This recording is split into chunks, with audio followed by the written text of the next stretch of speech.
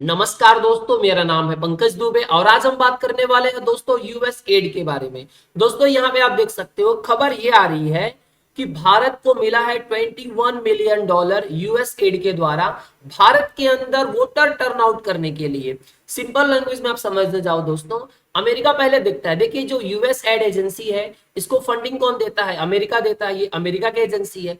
तो अमेरिका पहले देखता है कि ठीक है, राइट नाउ अब यहाँ पे भारत के अंदर किसकी सरकार है, तो क्या वो जो सरकार है वो क्या अमेरिका को फेवर दे रही है?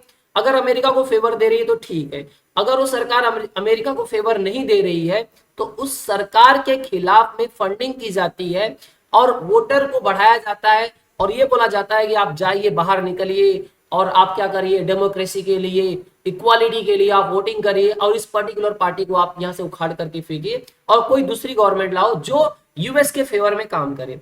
तो सवाल उठता है कि सर ठीक है ये, लेकिन एजेंसी ये पैसे का डायरेक्ट पार्टी को देती है या किसको देती है? देखिए कभी भी यूएस जब फंडिंग करता है तो दो तरीके से करता है, या तो पार्टी को डायरेक्ट पैसा दे देता है या ये एनजीओ के थ्रू काम करते हैं। देखिए यहाँ पे आप देख सकते हो, ये है आपका यूएस एड। ये दोस्तों अमेरिका की एजेंसी है, यहाँ पे आप देख सकते हो। अब ये फंडिंग किसको देता है? सीईपीपीएस। ये काम क्या करते हैं भैया? इनके हिसाब से ये बोलते हैं हम क्या कर रहे हैं, स्ट्रेंथनिंग कर रहे हैं डेमोक्रेसी को थ्रू पार्टनरशिप। तो ये फंडिंग किसको करता है भाई साहब? एनडीए को, एनडीआई को, नेशनल डेमोक्रेटिक इंस्टीट्यूट। फंडिंग और किसको करते हैं? आईआरआई को। ये क्या है? Advancing democracy. फिर यहाँ पे आता है दोस्तों इंटरनेशनल फाउंडेशन। ये फंडिंग डायरेक्ट किसको कर देता है? इंडिया को।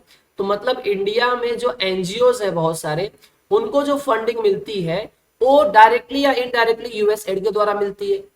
तो फिर ये एनजीओ करते क्या है? जब इनको फंडिंग मिल जाती है तो ये क्या करते हैं, ये नंबर्स में बहुत संख्या में लोगों को इकट्ठा करते हैं और उस पार्टी के खिलाफ बोलते हैं ना, आवाज उठाना शुरू कर देते हैं। जैसे कि आपने देखा होगा रिसेंट में, आपने ये जो फार्मर प्रोटेस्ट हुआ था उसमें देखने को मिला होगा कि कुछ ऐसे लोग थे जो लग ही नहीं रहे थे कि भैया वो किसान है।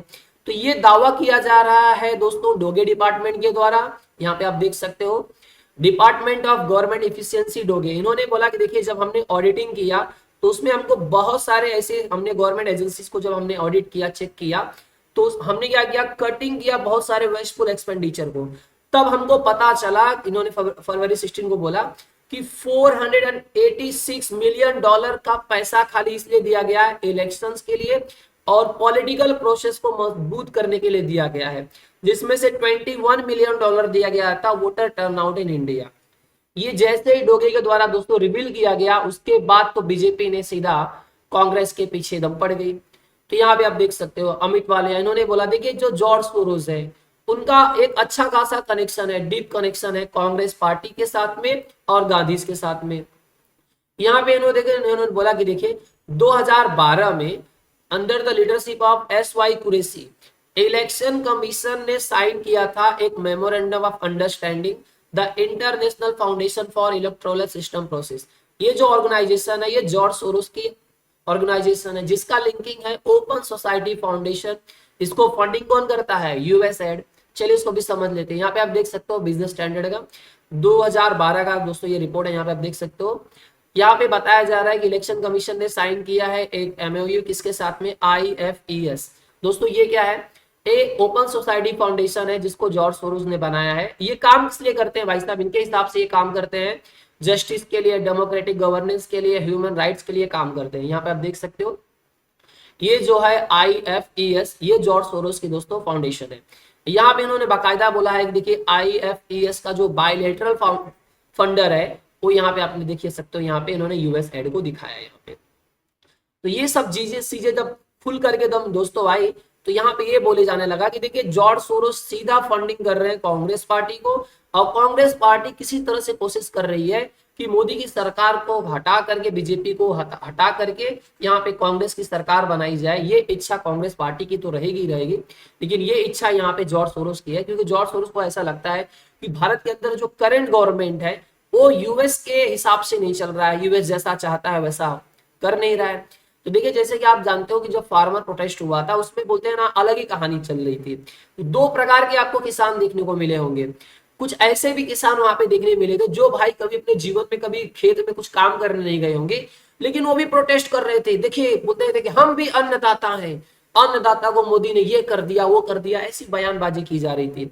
देखिए ये जो बनाए गए थे सिस्टम के द्वारा जो बनाए गए जो किसान थे बहुत, आप देख ही सकते हो, मतलब वो बहुत ज्यादा अमीर दिख रहे थे। मैं आपको यहाँ पे इमेज के द्वारा समझाना चाहता हूँ। और जो एक्चुअल में किसान थे वो तो रोड पर आ ही नहीं रहे थे, वो तो बोल रहे थे कि भैया ये सब नौटंकी चल रही है, ये सब तो बस एक बोलते हैं ना गवर्नमेंट को घेरने का काम किया जा रहा है। प्रॉब्लम्स थे फार्मर्स के, मैं ऐसा नहीं बोल रहा हूँ, ना तो कोई डिनाई कर रहा है कि फार्मर्स के प्रॉब्लम नहीं थे, लेकिन उन फार्मर्स के साथ में जो लोग बैठे थे उसमें से कुछ लोग जो भेदिए थे, मतलब भेड़िया ही बोल सकते हैं, वो फार्मर नहीं थे, वो किसान नहीं थे, वो किसानों को के साथ में बैठ करके किसानों की इज्जत खराब कर रहे थे, समझ सकते हो आप इस बात को। जैसे कि खालिस्तानी ग्रुप इसको बहुत ज्यादा फ्यूलिंग कर रहा था फार्मर प्रोटेस्ट को।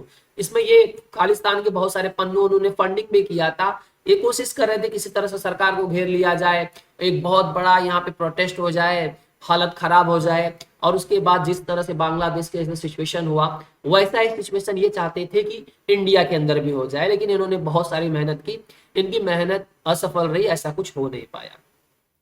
तो अब यहाँ पे बताया गया जा रहा है दोस्तों, देखिए यहाँ पे आप देख सकते हो लिस्ट पूरा, यहाँ पे डोगे डिपार्टमेंट है, डिपार्टमेंट ऑफ गवर्नमेंट इफिशिएंसी, इन्होंने बताया, देखिए इधर 10 million, 9.7 million, 2.3 million, 32 million, 40 million, 14 million, ये सब बोलते हैं ना फालतू के खर्चे किए गए। ये डोगे डिपार्टमेंट मानता है ये सब खर्चा फोकट का है। इन्होंने बोला देखिए 29 मिलियन डॉलर दिए गए थे स्ट्रेंथनिंग करने के लिए पॉलिटिकल लैंडस्केप इन बांग्लादेश, 20 मिलियन दिए गए थे फिजिकल फेडरलिज्म कहाँ पे, नेपाल के लिए, 19 million biodiversity conversion in Nepal, Nepal के लोगों को पता ही नहीं होगा ये सब क्या है, इस फंडिंग कहाँ से आ रही है, सब चीजें। यहाँ पे डोनाल्ड ट्रम्प का ये बोलना है कि देखिए जो यूएस हेड है इसने जो इतना बड़ा जो करप्शन किया है, इस जिस लेवल का किया, ये रेयरली देखने को मिलता है और ये पहली बार हुआ है ऐसा लग रहा है। देखिए यहाँ पे ना एलन मस्क और डोनाल्ड ट्रम्प का बस एक ही मानना है कि किसी तरह से जो यूएस एड है उस पर इतनी मतलब इतना बड़ा लगाम लगा दो कि जो फालतू के खर्चे इसको खत्म कर दिया जाए और अमेरिका के लोगों के, अमेरिका के हित के लिए में काम में आए, या जो फॉरेन कंट्री को भी जो पैसा जाए तो सही जगह पे पैसा जाए। इसमें पहले खबर आई थी कि जो टेररिस्ट ग्रुप है अलकायदा से जिनका लिंक है उनको भी यूएस एड के द्वारा फंडिंग दी गई थी।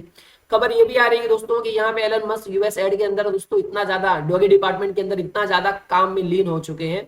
खबर ये आई कि ये भाई साहब ऑफिस के अंदर फ्लोर पे ही सो जा रहे थे, मतलब ये लगातार रात दिन दम काम पे भिड़े हुए हैं।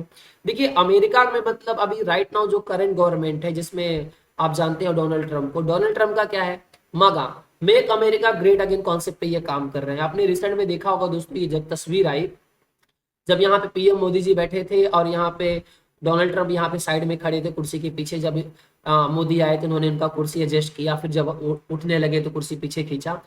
दो टाइप के बयान आए, एक तो लोगों ने बोला कि ठीक है, एक तो एक प्रेसिडेंट के द्वारा प्राइम मिनिस्टर हमारे मोदी जी का मतलब अमेरिका ने यहाँ पे भारत को बहुत अच्छा सम्मान दिया है, भारत और अमेरिका के आगे रिश्ते आगे चल करके बहुत ज्यादा सुधर जाएंगे। तो कुछ लोगों ने बोला कि हाँ ये तो एक गुड साइन है, अच्छा साइन है, एक बेटर फ्यूचर दिख रहा है थोड़ा बहुत अमेरिका के साथ में। अमेरिका पे भरोसा तो कर नहीं सकते, लेकिन जो करंट गवर्नमेंट है उसके साथ में ये दिख रहा है कि हाँ एक अच्छा फ्यूचर दिख रहा है। लेकिन कुछ लोग इस बात से भी लेकर के दुखी थे कि ऐसा क्यों कर रहे हैं, ट्रम्प इतना क्यों ज्यादा मान सम्मान दे रहे हैं, उस बात से दुखी थे। इन्होंने बोला कि अच्छा ठीक है इतना मान सम्मान दे ही रहे हैं तो मोदी जी को, ट्रम्प को बोल देना चाहिए कि यार जो तुम डिपोर्ट कर रहे हो लोगों को मत डिपोर्ट करो भाई। अब एक सवाल उठता है कि देखिए अब ट्रम्प क्यों नहीं डिपोर्ट करे, भारत को भी करना चाहिए। भारत के अंदर जिस तरह से गैर कानूनी तरीके से लोग आकर के बसे हैं, रोहिंग्या जो मुस्लिम बसे हैं, क्या उनको बाहर नहीं निकालना चाहिए, उनको भी निकालना चाहिए। अब फिर लोगों ने बोला देखिए टैरिफ पे बात करना चाहिए, ठीक है डिपोर्टेशन का प्रोग्राम चल रहा है तो जिस तरह से भारतीयों को भारत में लाया जा रहा है, पंजाब में जिस तरह से जो फ्लाइट आई, फ्लाइट 2 फ्लाइट 3 फ्लाइट आ गई है अभी तक, तो ये बोला गया कि जिन जो यात्री उतर रहे हैं उनके हाथ में हथकड़ी है, पैर में जंजीर है, तो कम से कम इज्जत के साथ में मानवता के साथ में भेजे, ये बोला गया। प्लस ये बोला गया है कि ठीक है तब बोल दो टैरिफ ना लगाए। देखिए फिलहाल के लिए टैरिफ के लिए जो खबर आ रही है कि फिलहाल अभी अमेरिका भारत पे कोई टैरिफ लगाने वाला नहीं है।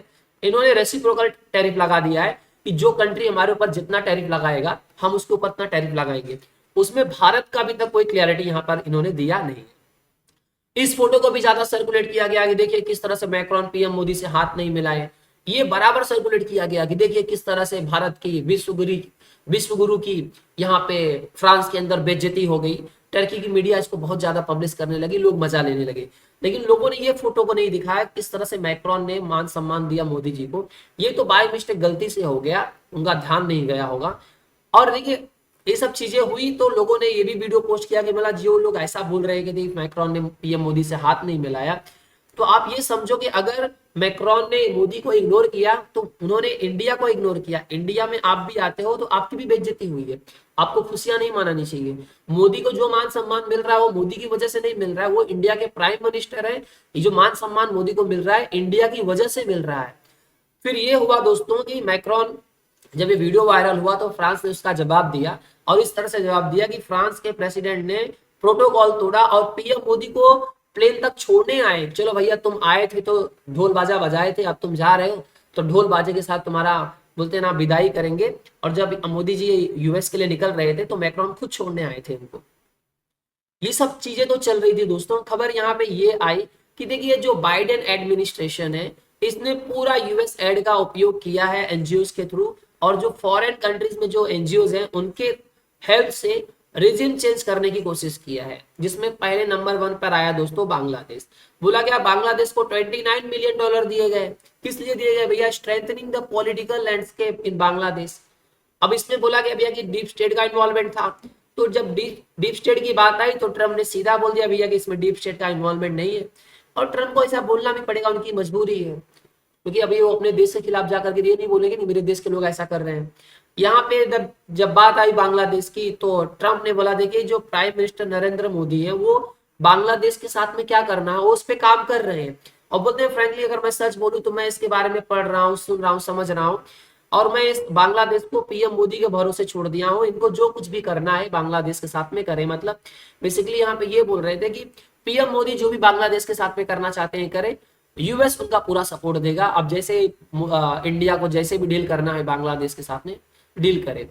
दोस्तों इसमें खबर ये आई कि $21 मिलियन तो भारत को मिला, $29 मिलियन मिला बांग्लादेश को। तो बात आती है कि पाकिस्तान को कितना मिला। पाकिस्तान को मिलियंस ऑफ डॉलर मिले हैं दोस्तों समय समय पर। जिस तरह से जब अमेरिका को जरूरत पड़ी है जिस चीज की भैया हमको इस चीज की सपोर्ट चाहिए, और अमेरिका अरे पाकिस्तान का मतलब सपोर्ट चाहिए, सपोर्ट मतलब इससे क्या ही सपोर्ट लेंगे भाई साहब, तो बस इनका कुछ इंटरेस्ट रहता है छोटा मोटा, उसके हिसाब से इनको पाल करके रखा गया है कि भैया जरूरत पड़ेगी तो कहीं ना कहीं पे तो काम आएंगे ही आएंगे भिखारी लोग। तो इसलिए पाकिस्तान इन भिखारियों को पाल करके रखता है, सॉरी अमेरिका इन भिखारियों को पाल करके रखता है। तो दोस्तों यहाँ पे खबर जब ये आई कि देखिए बांग्लादेश के अंदर जो हालात हुए, खराब हुए, प्रोटेस्ट हुए, तो उसमें ये बोला गया देखिए अब स्टूडेंट जाग गए हैं। देखिए किस तरह से इन्होंने शेख हसीना की सरकार गिरा दी। मतलब ये स्टूडेंट जब आपने देखा होगा इस शेख हसीना का अंडरगारमेंट लेग पहन कर करके नाच रहे थे, खुशियां मना रहे थे। इनको समझ में नहीं आ रहा है कि मतलब इनका देश कौन सी तरफ जा रहा है। अगर मैं पूछता हूँ कि मैं ऐसा नहीं बोल रहा हूँ कि शेख हसीना बहुत अच्छी है या मोहम्मद यूनुस बहुत अच्छे हैं। शुरुआत देखिए यहाँ पे ये हुई थी कि अब कोई अभी देखिए ट्रम्प ये बोल रहे हैं कि भैया कि इसमें अमेरिका का हाथ नहीं था। तो ये सीन आपको देखने के बाद हम क्लियर हो जाएगा कि जिस तरह से मोहम्मद यूनुस जो बाइडेन से मिल रहे हैं, और सीधा यहाँ पे आप क्लिंटन ग्लोबल इनिशिएटिव में यहाँ पे जब स्टेज पे सीधा इन्होंने मोहम्मद यूनुस ने बोला कि देखिए यही लोग हैं जिन लोगों ने बांग्लादेश के अंदर तख्ता पलट किया, एक लंबे समय से हम काम कर रहे थे इस पे। तो बिल क्लिंटन को देखो भाई साहब कितना ज्यादा खुश हुए। मोहम्मद यूनुस ने सीधा क्लियरली बोला कि जो जो हजारों में लोग मारे गए, जो घर जलाए गए, जो बांग्लादेश के अंदर सिचुएशन जो हुई वो पूरी प्लान थी, सालों से प्लानिंग चल रही थी। तो ये चीजें देखने के बाद तो ट्रम्प क्लियरली बोल नहीं सकते कि भैया कि बांग्लादेश के अंदर जो सरकार गिराई गई उसमें अमेरिका का हाथ नहीं था। अमेरिका का इन्वॉल्वमेंट था, क्लियर था, क्योंकि उसके पहले ही शेख हसीना ने बोला था कि देखिए एक फॉरेन कंट्री है, वो हमको बोल रहा है कि अगर आप सेंट मार्टिन आइलैंड पे हमको एक एयरबेस नहीं दोगे तो हम आपकी सरकार गिरा देंगे। ये भविष्यवाणी पहले ही शेख हसीना ने कर दी थी। ठीक है, अगर आपको शेख हसीना से प्रॉब्लम है, शेख हसीना 5 अगस्त को छोड़ करके भारत आ गई है। अब तो राइट ना मोहम्मद यूनुस सरकार चला रहे हैं। अब तो बांग्लादेश के अंदर सिचुएशन नॉर्मल हो जाना चाहिए, लेकिन बांग्लादेश के अंदर अभी भी प्रॉब्लम चल रही है, घरों में आग लगाई जा रही है, इनकी इकोनॉमी पूरी तरह से बर्बाद हो रही है। टेक्सटाइल इंडस्ट्री में जहां पे ये बहुत अच्छा कर रहे थे, इनकी टेक्सटाइल इंडस्ट्री बहुत अच्छा काम कर रही थी, ग्रूम कर रही थी, बहुत मतलब बढ़िया तरीके से काम कर रही थी, अब वो बर्बाद हो गई है। तो ये अब जिस तरह से ये जिस राह पर ये लोग चल चुके हैं, जिस तरह से ये पाकिस्तान के साथ में दोस्ती करना चाहते हैं, तो आने वाले समय में दोस्तों आपको देखने को मिलेगा बांग्लादेश एक हब बन जाएगा टेररिस्ट के लिए, कि जितने भी टेररिस्ट को अगर आना है, कोई जगह नहीं दे रहा है, तो आप बांग्लादेश में आकर के रह सकते हो। दोस्तों अगर वीडियो पसंद आया होगा तो वीडियो को लाइक करके हमारे चैनल को सब्सक्राइब कर लीजिएगा। And thank you so much for watching this video.